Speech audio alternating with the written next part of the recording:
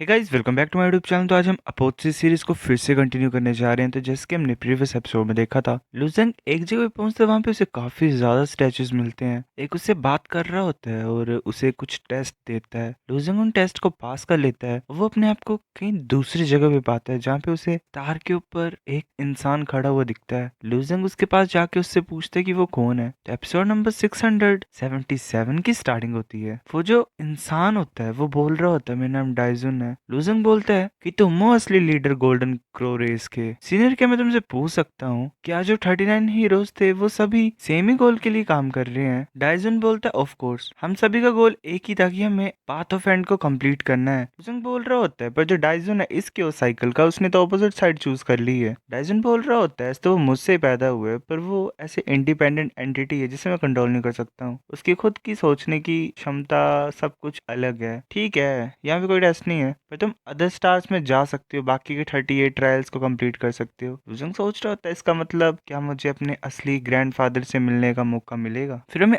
आधे घंटे के बाद का सीन दिखाई देता है। हमें चियू का स्टैचू दिखाई देता है। लुजंग वहां पे पहुंच के बोल रहा होता है, ग्रैंडफादर। चियू होता है, वो बोल रहा होता है, पहले हमने डिसाइड किया था कि हम 6 पैटर्न ब्लड स्टोरिंग सीड को ली माउंटेन में छुपाएंगे। हमने सोचा था कि जो नूवा का डिसेंडेंट होगा वो इवेंचुअली, मतलब ऐसे कि उसे अपना बना लेगा। मैंने कभी नहीं सोचा था कि मेरा खुद का जो पोता है, मतलब ग्रैंडसन है, वो उस चीज को पालेगा। वो हंस रहा होता है, बोलता है कि ऐसा लग रहा है कि नाइन ली रेस की सच में काफी अच्छी किस्मत है और काफी आगे जाएंगे हम। लुजंग बोल रहा होता है, ग्रैंडफादर, वो बात ही है ना कि नाइन ली रेस खत्म हो चुकी है। जो मदर वर्ल्ड में तुम थे उसे एम्पर होंग और शैनोंग रेस के पैट्रियार्च ने मार दिया है। शी बोलता है, क्या ये सच है? चलो भूल जाओ। ये भी काफी ज्यादा खुशी की बात है और प्राउड होने वाली बात है मेरे लिए कि जो मेरा पोता है, ग्रैंडसन है, वो यहाँ पे पहुंच चुका है। तुम्हारे पास मिशन है, तुम जाओ और बाकी के लास्ट 39 हीरोज को मिलो। लुजंग एक के पास जाके पूछता है कि सीनियर, क्या मैं जान सकता हूँ? फिर वो सोच रहा होता है, ये लास्ट है, ये शायद सबसे ज्यादा इंपॉर्टेंट होगा 39 हीरोज में से। इंसान बोल रहा होता है कि जो 77 सिविलाइजेशन थी उसमें 3 मेजर सेक्ट थे, ह्यूमन सेक्ट, इंटरसेप्शन सेक्ट और एनलाइटमेंट सेक्ट।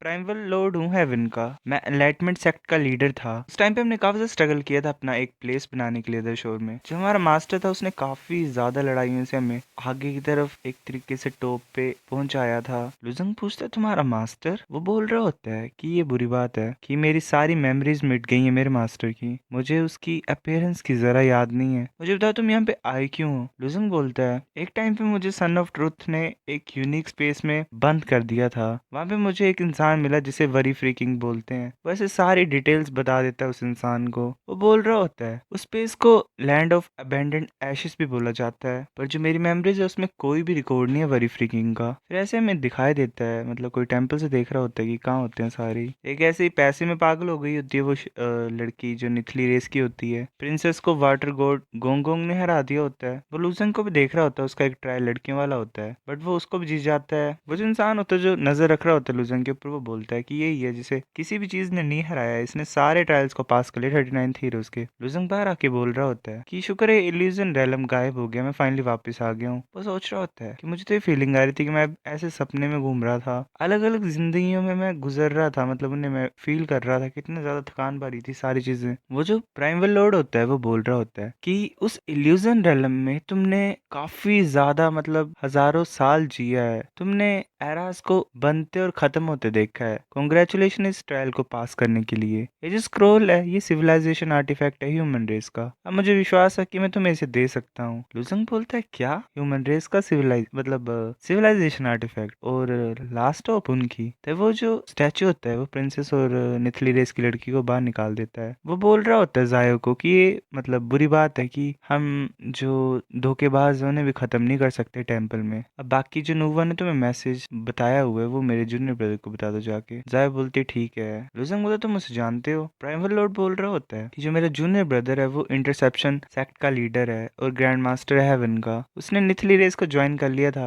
और ये जो वुमेन है वो उसकी साथी है। वैसे उस आर्टिफैक्ट को हवा में उड़ा देता है और खोल देता है। उस आर्टिफैक्ट से काफी ज्यादा स्ट्रिंग्स निकल रही होती हैं जो कि सारे स्टैचू से कनेक्टेड होती हैं और उस आर्टिफैक्ट से कनेक्टेड होती हैं। वो बोल रहा होता है कि जो 39 हीरोज हैं सिर्फ हमारी बची हुई थोड़ी बहुत स्पिरिट्स हैं, हमारी जो असली फॉर्म फॉर्म्स हैं वो 33 हेवन में है। ये जो टेम्पल है जल्दी गायब हो जाएगा, तुम्हें सिविलाइजेशन आर्टिफैक्ट के साथ मिक्स होना है और हम भी इसी के साथ ही रहेंगे तुम्हारे साथ। तो टेम्पल ऐसे गायब हो जाता है। लुजेंग उस आर्टिफैक्ट की तरफ देख के सोच रहा होता है, मतलब सोच नहीं रहा होता है, वो जो हमारा प्राइमल लॉर्ड होता है वो बोल रहा होता है तुम्हें पाथ ऑफ एंड को कंप्लीट करना है, तुम्हें और भी ज्यादा ताकतवर साथी चाहिए। फिर हमें लुजेंग के इनर वर्ल्ड का सीन दिखाई देता है। इविल गॉड और उसकी वाइफ बैठे होते हैं साथ में। इविल गॉड सोच रहा होता है कि लुजेंग चाहता है कि मैं ऐसे ही डाउस को मर्ज करते रहूं, पर ये जो प्रोफाउंड थंडर डाउ है ये तो मर्ज ही नहीं हो रहा है। ऐसा लग रहा है मेरे पास कोई और चॉइस नहीं है, पर मुझे ब्लड एसेंस यूज करना पड़ेगा जो उसने मुझे दिया था डिवाइन डाउ का। वो ऐसे एक थंडर में ब्लड एसेंस को डालता है और वो कामयाब हो जाता है। वो बोलता है क्या काम कर गया, क्या इसका मतलब ये जो ब्लड एसेंस डिवाइन डाउ है ये एक लाइट एनर्जी की तरह है, ये एक ऐसा पीस है जो कि मर्जिंग डाउ एनर्जी को कंप्लीट कर देगा, मतलब मैं सारे डाउस को मिक्स कर सकता हूँ इसकी हेल्प से। लुजंग बोलता तुम सही गेस कर रहे हो, बस एक पीस बचा हुआ है, गायब है, मेरे पास टाइम नहीं है मर्जिंग डाउ एनर्जी को कल्टीवेट करने का, पर तुम सही प्रोग्रेस कर रहे हो। एविल गॉड बोलता है कि मैं सही कर रहा हूँ,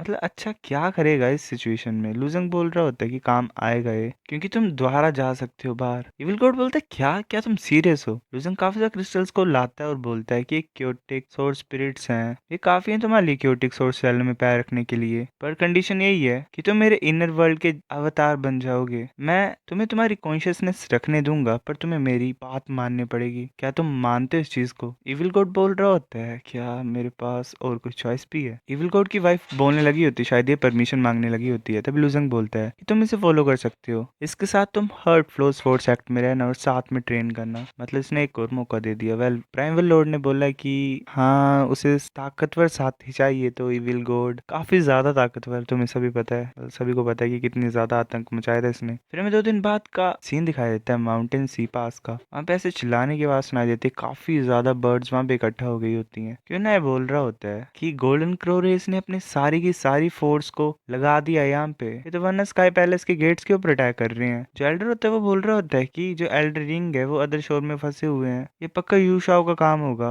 इन्होंने बल्कि कोप स्पिरिट गोल्डन क्रोस को भी लगा दिया अटैक करने के लिए। डाइजन सच में लास्ट तक लड़ना चाहता है हमसे। वो जो बर्ड्स होते हैं वो लोगों को जला रहे होते हैं। तभी लुजंग वहां पे आता है, बोलता है मुझे माफ कर दो मैं लेट हो गया। क्यों ना ये बोल रहा होता है कि सही टाइम पे आए हो तुम, इन्हें जल्दी से खत्म करो और ध्यान से। तभी लुजंग आग से कवर हो जाता है। जो लड़की होती है वो बोल रही होती है कि मैं तुम्हें जला दूंगी पूरी तरीके से, वो हंस रही होती है। तभी एक लेजर टाइप शूट करता है लुजंग और वो जो लेजर होती है वो उस लड़की के सर के आर पार निकल जाती है। जैसे वो लड़की खत्म होती है तो साथ में जिस क्रो के ऊपर वो होती है वो भी खत्म हो जाता है। लुजंग सोच रहा होता है कि जो फीमेल डीमन है वो खत्म हो गई और साथ में स्पिरिट गोल्डन क्रो था ये भी अपनी कॉन्शियसनेस को खो दिया इसने। क्या इसका मतलब ये कनेक्टेड है। लुजंग बोल रहा होता है सीनियर डाइजन क्या तुम इन कोप स्पिरिट गोल्डन क्रोस को कंट्रोल कर सकते हो। जो बर्ड्स होते हैं वो लुजंग के साथी के पास आ रहे होते हैं। लुजंग वो जो इंसान होता है वो अटैक करने लगा होता है उन बर्ड्स के ऊपर, पर लुजंग खत्म कर देता है उन्हें अपनी फ्लेम्स को यूज करके। मतलब वो एक बर्ड को कंट्रोल कर देता है डाइजन की हेल्प से। वो बर्ड्स के ऊपर बैठे होते हैं। वो इंसान बोल रहा होता है फ्लैग मास्टर तुम कोप स्पिरिट गोल्डन क्रोस को भी कंट्रोल कर सकते हो। लुजंग बोलता है काफी लंबे टाइम बाद हम मिल रहे हैं ना, वैसे तुम देख सकते हो। हाँ मैं कर सकता हूँ। तभी जो क्वीन होती है उनकी वो हैरान होकर बोल रही होती है कि कुछ कोप स्पिरिट गोल्डन क्रोज उनको मैं सेंस क्यों नहीं कर पा रही हूँ। तो वो हैरान होकर आगे की तरफ देखती है। लुजंग चला होता है उनके ऊपर बैठ के। क्वीन बोल रही होती है इसे पकड़ो, से भागने मत देना। लुजंग बोलता है सीनियर डाइजन इतना काफी होगा पास में आना। डाइजन बोलता है कि काफी, अब कनेक्ट करो। वो बर्ड्स को कंट्रोल करने लग पड़ता है क्वीन की साइड के, और जब बर्ड्स होते हैं वो गोल्डन क्रो रेस को खत्म करने लग पड़ती हैं। गोल्डन क्रो रेस की लड़कियां बोल रही होती हैं कि ये पागल हो गए हैं। क्वीन बोल रही होती है मेरे अलावा सिर्फ डाइजन ही कंट्रोल कर सकता है इन्हें। लुजंग बोलता है हम दोबारा मिल गए हैं, क्या हम सारी चीजों को एक ही बार में खत्म कर दें। तभी जो डाइजन होता है इसकी ओसारा का वो मैसेज भेजता है उस एम्प्रेस को कि इसे खत्म कर दो। जो क्वीन होती है फैंग वो ऐसे स्पेयर बना लेती है फायर के और 100 फिनिक्स स्पिरिट डांस अटैक को यूज करती है। मतलब काफी ज्यादा उसके क्लोन्स बन जाते हैं। वो बोल रही होती है कि लुजंग तुम मेरे हाथों मरोगे। लुजंग बर्ड से फ्लेम निकलवाता है मुंह से, मतलब थ्रो करवाता है। तभी क्वीन उसे डोज कर लेती है और ऐसे आगे की तरफ अटैक करने के लिए जा रही होती है, मतलब उसके जितने भी क्लोन्स होते हैं। लुजंग साथ में अपनी सोरिंग स्नेक स्वॉर्ड को निकाल देता है। वो एक दूसरे की तरफ आ रहे होते हैं। क्वीन बोल रही होती है मेरे पास काफी ज्यादा क्लोन्स हैं। लुजंग ऐसे जल्दी जल्दी मूव कर रहा होता है अपने विंग्स को यूज करके और उन सभी क्लोन्स को खत्म कर रहा होता है। मतलब वो काफी ज्यादा आसानी से उन क्लोन्स को खत्म कर पा रहा होता है। क्वीन बोलती है क्या इसे तो मेरी तरफ आ रहा है, कैसे पता मेरी असली बॉडी का, इसे ये एक्चुअली में पता कैसे है। सो गाइस ये एपिसोड इतना था। अब नेक्स्ट आता तो मैं लाता हूँ उसे। तब तक के लिए इस वीडियो पे लाइक कर दो आप। मिलते हैं आपसे कुछ दिनों में। बाय।